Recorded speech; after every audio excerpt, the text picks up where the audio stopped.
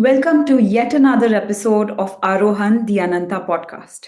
Today we discuss the upcoming FTA negotiations when it comes to EU and India and global trade patterns.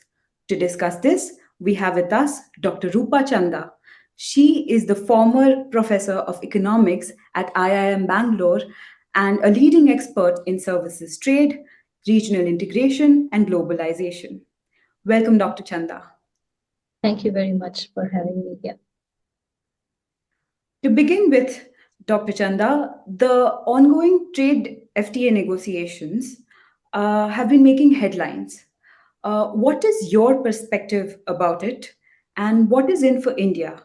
If I could follow up with that, which industries stand to gain the most, and how can these negotiations then address the trade imbalances? So, these negotiations, as you know, the history of India EU started way back, and then, one first series of negotiations didn't proceed very well. There were just too many contentious issues. And again, we've restarted almost from scratch. The contentious issues remain. But I think we need to put it in perspective. The relationship between the two sides is such a strong one. I mean, EU is always among the leading partners. By some estimates, the largest trading partner for us. It's a very significant source of foreign direct investment. But for us, the EU is important. India is not as important. I mean, it ranks like ninth or something as a trade partner. Even as a FDI destination, India doesn't rank among the top few for the EU. So which means there's a lot of untapped potential and there's a lot of asymmetry still. So there is a potential for India in particular to tap with the EU in variety of ways, not just the traditional trade form or trade in goods and services, but beyond that. So first, I want to say that this is a very significant trade agreement that is in the making. Hopefully, it will come through this time. But if you look at the studies on this agreement and what would happen, we are shown to be the losers on the goods side and gainers on the services side. I don't take such a sort of straightforward approach because I think there are lots of nuances in this relationship and one has to go beyond the traditional economic, loss and gain sort of analysis. So on the good side, if you ask me, where would the gains be? Obviously, EU already has pretty low tariffs. I mean, so it's not that we're going to get a big advantage in terms of additional market access.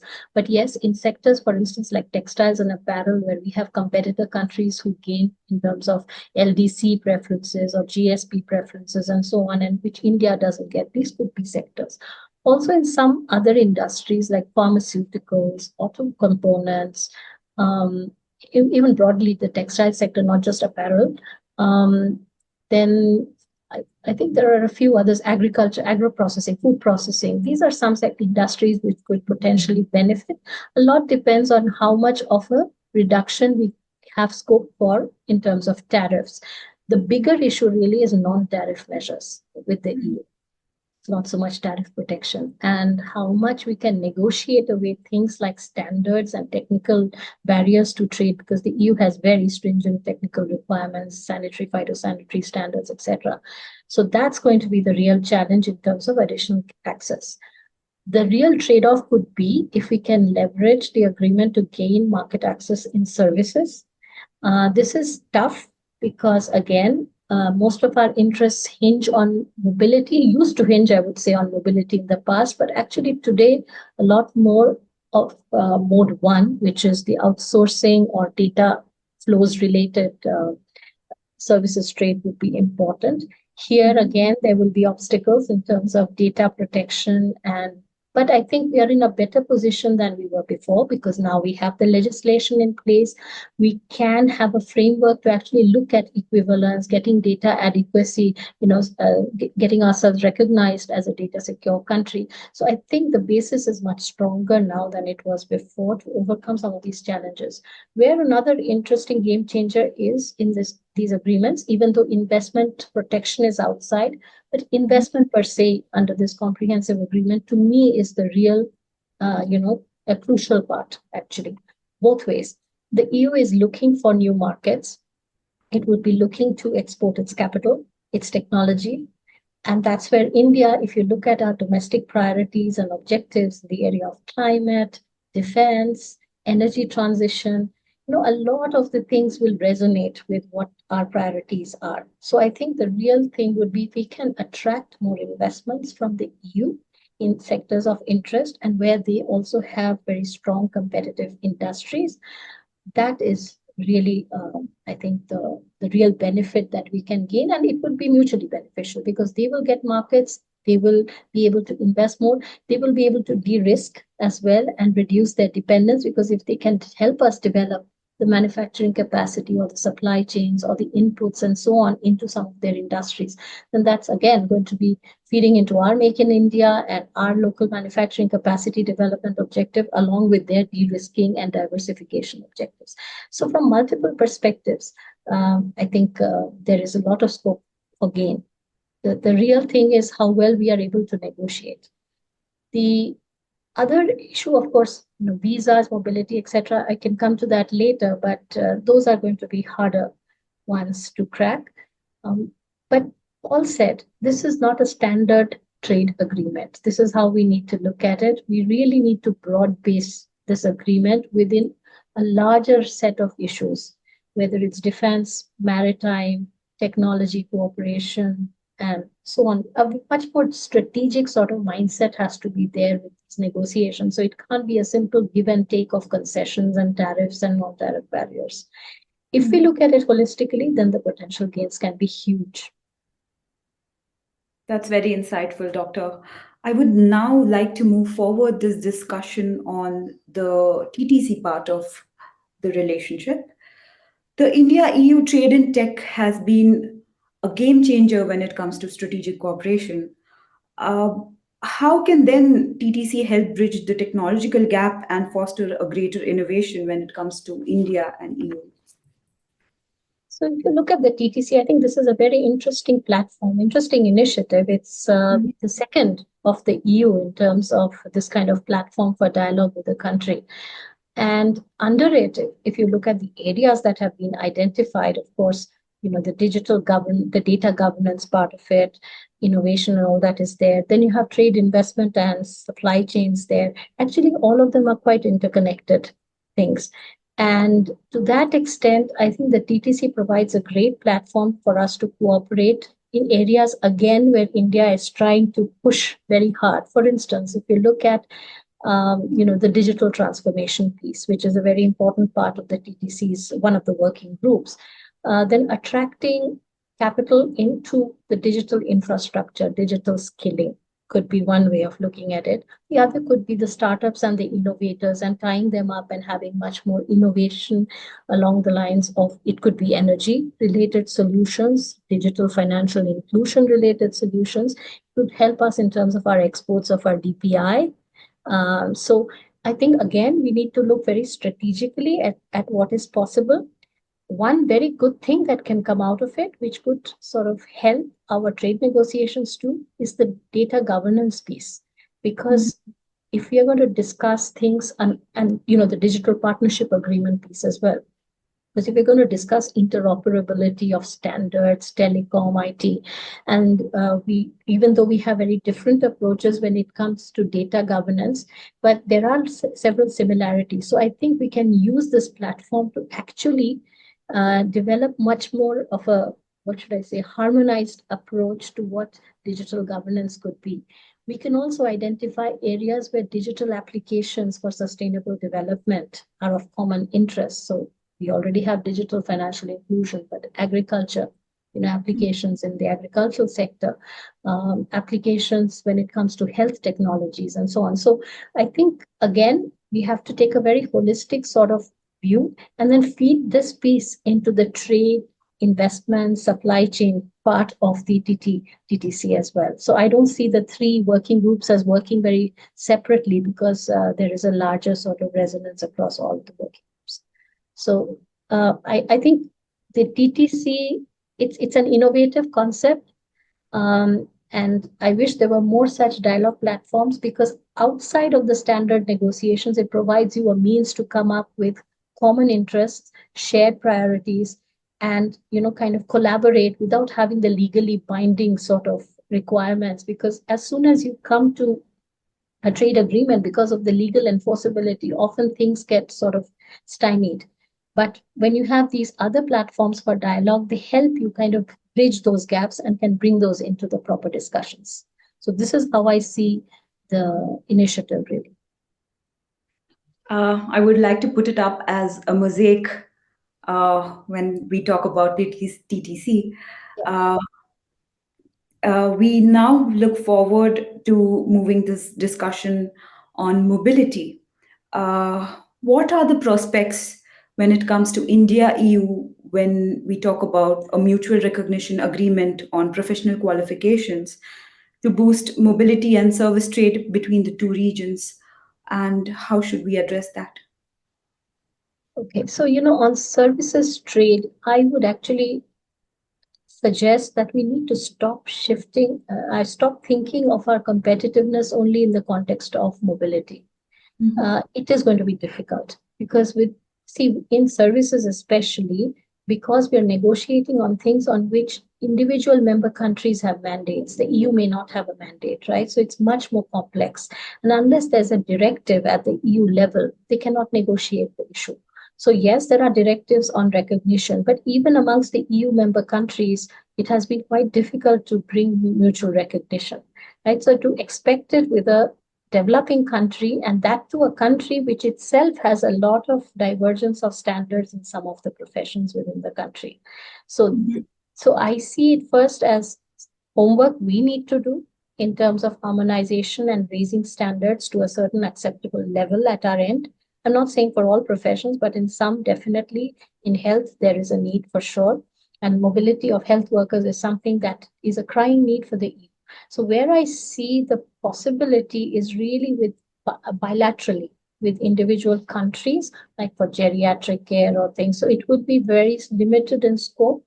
To begin with, I do not expect an MRA with EU-wide sort of acceptance. Maybe we could look at very specific segments within professions where there is mutual interest, and it may be possible for the professional councils on both sides to accept equivalence of standards, qualifications, training, etc., and bridge the gaps. There would be some bridging requirements because even among EU countries, they've had to do the bridging. But I'm not very hopeful on MRAs. Developed countries amongst themselves, the EU, I think, has only one, which is with Canada.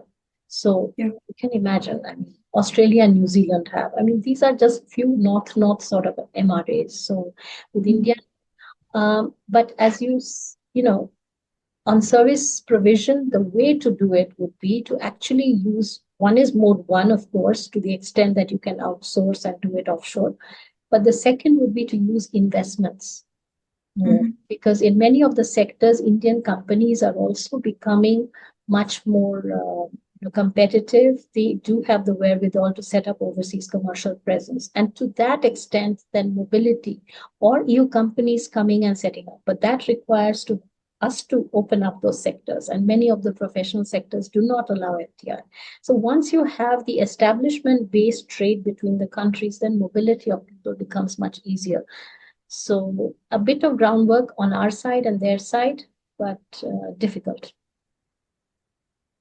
I just wanted to now move forward with the carbon border adjustment mechanism. It is causing quite a debate, especially among developing countries like India. Some argue that it is a barrier to trade, while others see it as an incentive to green transition. What are your thoughts on CBAM's potential and how would you assess it? So see, CBAM is something we have to see from a short-term as well as long-term perspective. Yes, in the short term or medium term, it's going to be difficult because certain industries in India are definitely going to be affected. I think I saw some estimates which say about 10% of our exports to the EU would be impacted adversely. Costs would go up, there would be compliance requirements, more administrative requirements, etc. So competitiveness would be affected, no doubt.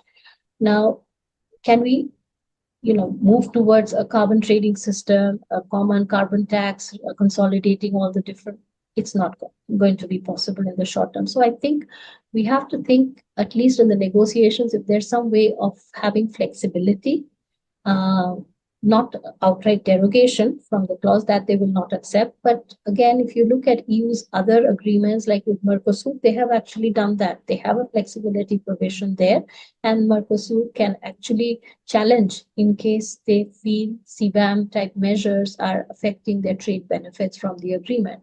So maybe something like that could also be negotiated. So this is more an immediate solution. What's the longer term, sort of approach? Yes, because we are also trying to move towards more sustainability in production. We are moving towards energy transition. We have our net zero targets. We want to decarbonize our supply chains.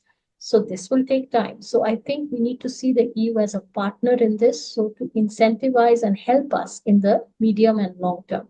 Again, what is key here is technology transfer and FTI. So it will be very useful if we can kind of tie in any flexibilities as well as longer term transition of this application through this agreement by also inviting foreign direct investment in green and clean technologies, bring in more companies here to actually help the supply chains, to do capacity building, get technical assistance, fund transfers, and so on. So I think we have to again think of it as a package, but which will help us in the long run attain what we want to do. But we certainly cannot get into carbon credits and consolidation of carbon taxes and things in the short run. But it is helpful in the long run. I think the other important thing would be, given the EU's expertise with MSMEs, in particular, and MSMEs form such a huge part of many of the supply chains, the capacity building and the adoption of technology, the tech transfer and the kind of needs of smaller scale industries, this is something the EU could definitely help us. So I think we could have a focus on SMEs and clean technologies.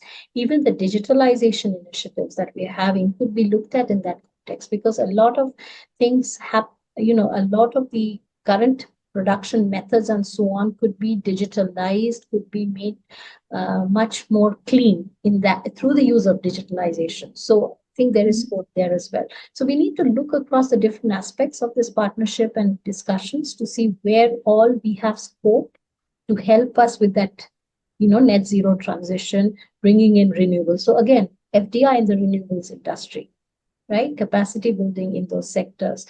They are partners with us in the Solar Alliance. So there are many such avenues, and we need to use all of them effectively, and in the interim ask for flexibility. So my final question is a two-part question and quite a debated one. We see the most interesting times in international relations when we come to witnessing what we have studied. Amid shifting global dynamics, geopolitical tensions, and economic realignments, how important is the India-EU trade relationship, and have we done enough? If I could elaborate on that, can then this partnership be a counterbalance to growing economic influence of China, and especially around the regions of Africa and the Indo-Pacific? Absolutely. My short answer would be no, we have not done enough. I already said right at the beginning, there is a lot of untapped potential and a lot of asymmetry in the relationship. But I think now both sides are realizing that they need each other as part of the larger sort of strategy of deepening relations in Asia, in other parts of the world, especially in Asia, because the Indo-Pacific region is becoming such a, what should I say, coveted region for many parties. The UK, US, everyone wants to have more of a presence here and to counter China's influence here. Now, India can actually be a very useful bridge this through all the initiatives that India has or the EU has. So if you look at, for instance, the connectivity related initiatives, whether what the EU wants to do through the Global Gateway Initiative, well, you can use India as a sort of platform which can bridge this infrastructure and connectivity gap from India to Southeast Asia. And BIMSTEC becomes another region where actually which connects Southeast Asia and South Asia through India, in particular, India and Bangladesh. India's relations with its neighboring countries can be benefited. So if you look at both perspectives, both stand to gain actually. Similarly, if you look at maritime security and countering the influence of China, in that region. So with ASEAN also, because ASEAN is also trying to balance its interests between the West and China, because there are global value chain linkages for them with both partners. So it suits all of the countries. Similarly, if you look at Africa, now if you look at connectivity and this whole India Middle East economic corridor, again, this is another route to have actually connectivity with Europe. So it's in their interest, it's in our interest. Reducing dependence on China for critical inputs and finding an alternative supplier, finding an alternative market to the BRI for investments. India becomes a large market and a market through which they can actually reach Southeast Asia as well. For us, reducing dependence on defense from equipment imports from Russia, for instance, becoming an alternative supplier, diversification of supply chain. So if you look at all of these perspectives, supply chain resilience initiative, okay, EU is a natural partner for India in the SCRI, along with Japan and Australia.